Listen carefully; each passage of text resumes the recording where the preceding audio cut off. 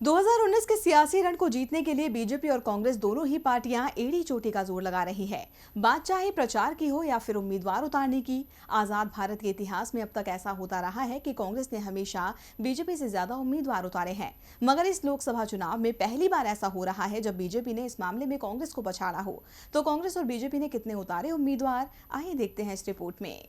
2014 के चुनावों में बीजेपी ने ऐतिहासिक जीत हासिल की थी, जबकि देश की सबसे पुरानी पार्टी कांग्रेस का प्रदर्शन स्वतंत्र भारत के इतिहास में सबसे खराब रहा था।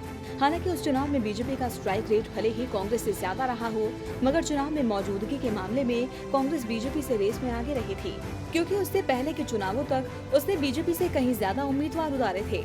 मगर अब 2019 के लोकसभा चुनाव में बीजेपी ने कांग्रेस को उस मामले में भी पीछे छोड़ दिया। पहली बार बीजेपी सबसे ज्यादा सीटों पर यानी 437 सीटों पर अपने उम्मीदवारों के नामों की घोषणा कर चुकी है, जबकि कांग्रेस ने पहली बार उससे कहीं पीछे रहकर सिर्फ 423 प्रत्याशियों के नाम ही घोषित किए हैं।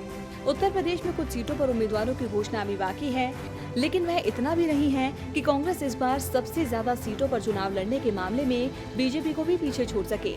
वैसे इतिहास के पन्नों को पलट कर देखा जाए तो 1999 में बीजेपी सबसे कम यानी 339 सीटों पर लड़ी और 182 सीटें जीती थी। 2004 में बीजेपी ने 364 और कांग्रेस ने 414 सीटों पर अपने अपने उम्मीदवार उतारे।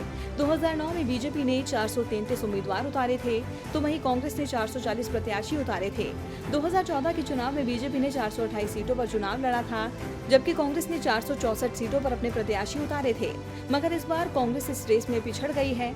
माना जा रहा है कि 2014 में मिली हार के बाद कांग्रेस पार्टी गठबंधन के लिए मजबूर है और गठबंधन धर्म निभाने के लिए ही उसने सहयोगियों के लिए सीटें छोड़ी है। खैर, अब उम्मीदवारों के मामले में तो बीजेपी भले ही आगे निकल गई हो, मगर क्या वो सत्ता की रेस में आगे निकल पाएगी, ये देखना दिलचस्प होगा। डीबी लाइव की रिपोर्ट।